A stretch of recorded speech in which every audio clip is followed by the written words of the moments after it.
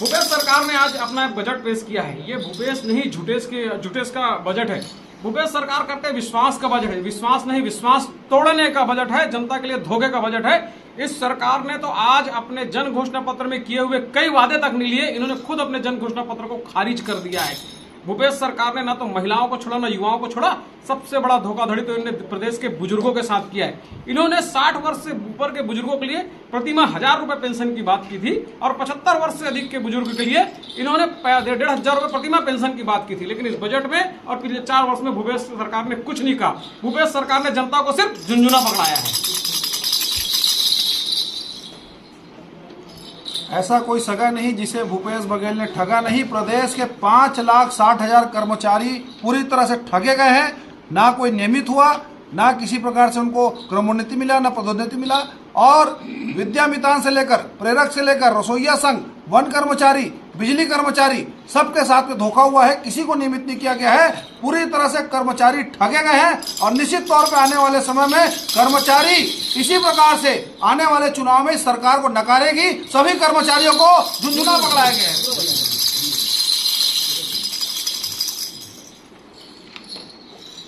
आज भूपेश बघेल का बजट आया है, अंतिम बजट है और मुझे लगता है ये सरकार का अंतिम बजट है। इसके बाद ये बजट पेश करने लायक रहेंगे नहीं।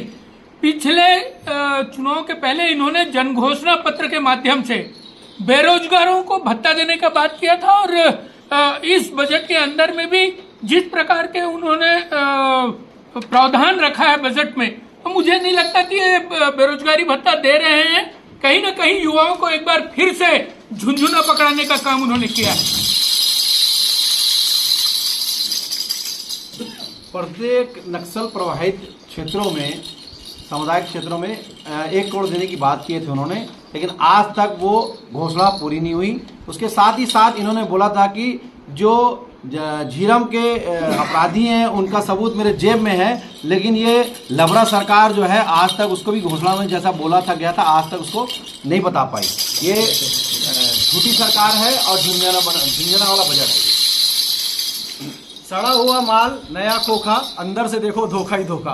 भूपेश बघेल का ऐसा बजट आया है। महिला सुरक्षा के नाम पर भूपेश बघेल ने जन घोषणा पत्र में घोषणा किया था, लेकिन आप देखेंगे आज ना बेटियां सुरक्षित है। बहन बेटियों की क्या स्थिति है छत्तीसगढ़ में कि बलात्कार हो रहे हैं, दुष्कर्म हो रहे हैं, हत्याएं हो रही है। और पुलिस थाने में महिला सेल की स्थापना करेंगे सभी थानों में। बताइए कौन से थाने में महिला सेल की स्थापना की?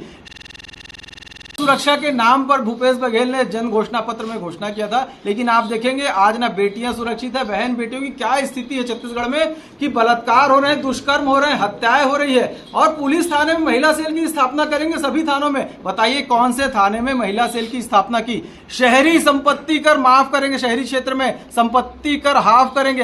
अरे भैया, काहे को ऐसी झूठी बातें बोलते हो? केवल झुंझुना पकड़ाने का काम आपने किया है इस बजट के अंदर में। गंगा जल में हाथ में लेकर आप मन कसम खा रहे हो कि स्व सहायता समूह के महिला मन के कर्ज माफी हुई और पूर्ण शराबबंदी लागू हुई। पर भूपेश जी फिर छत्तीसगढ़ महतारी मन ला ठग दिस और बजट में ना शराबबंदी की घोषणा हुई, न स्व सहायता समूह में महिला मन के कर्ज माफी हुई। झंडा पकड़ाए के काम करे भूपेश। खगेश का कहा अपन जम्मो जन घोषणा के जो बिंदु रही से ओमा सबला ठग दिस और तो पूरा प्रदेश के सुरक्षा में लगे पुलिस जवान मन ला भी एक आखिरी बजट में एक उम्मीद रही से कि ओकर मन के घोषणा पूर्ण करे जाही, मगर जिन प्रकार से ओमन ला सप्ताह में 1 दिन के अवकाश और ग्रेड पे ला बढ़ाए के घोषणा करे गे रही से ओकर मन साथ भी ठगेश का कहा छलावा कर दिस। कुल मिला के सबो झन ला झुंझुना धरा दी।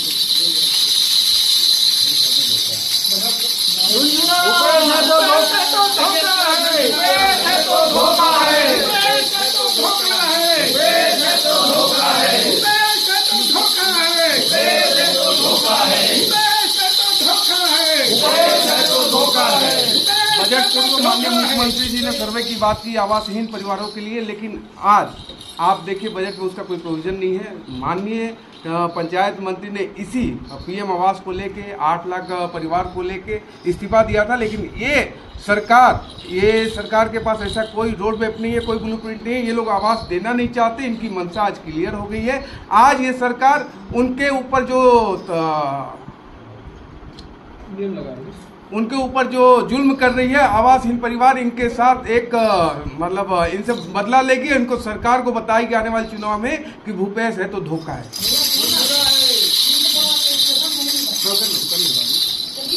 भूपेश कैसे धोखा है, ये पिछले साल का सरकार के बजट का आंकड़ा है। सबसे अधिक स्कूली शिक्षा में 16,522 करोड़ का आवंटन हुआ था, लेकिन जब धरातल पर बात आई तो शिक्षा के क्षेत्र में परफॉर्मेंस रेटेड इंडेक्स के हिसाब से छत्तीसगढ़ निचले से तीसरा पायदान पर आता है।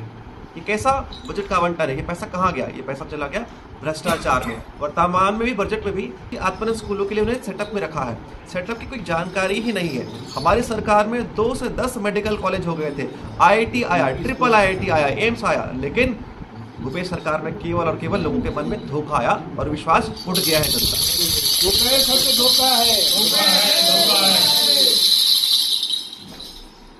आम आदमी निजी क्षेत्रों से लूटा जा रहा है, निजी क्षेत्र के अस्पतालों से लूटा जा रहा है।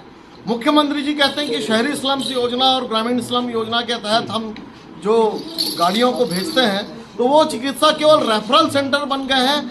आप चिकित्सा के लिए इस बजट में कोई प्रयोजन नहीं किया गया है, बहुत दुर्भाग्यपूर्ण है। आम आदमी ठगा जा रहा है निजी चिकित्सालयों में, जाए तो जाए कहाँ। ये चिकित्सा के मामले में, उच्च शिक्षा के मामले में, और जो उच्च शिक्षा को जो मॉडर्नाइजेशन करना चाहिए था उसके लिए भी इस बजट में कोई प्रावधान नहीं है। यहाँ के ITI या पॉलिटेक्निक के छात्रों को कहीं पर नौकरी में नहीं रखा जाता क्योंकि वो 19वीं सदी के महाविद्यालय में कन्वर्ट हो गए हैं और आज जरूरत है 21वीं सदी और 22वीं सदी की तरह उच्च टेक्नोलॉजी की शिक्षा दी जाती। तो बहुत दुर्भाग्यपूर्ण है, चिकित्सा और उच्च शिक्षा के मामले में ये सरकार ने झुंझुना पकड़ा दिया है।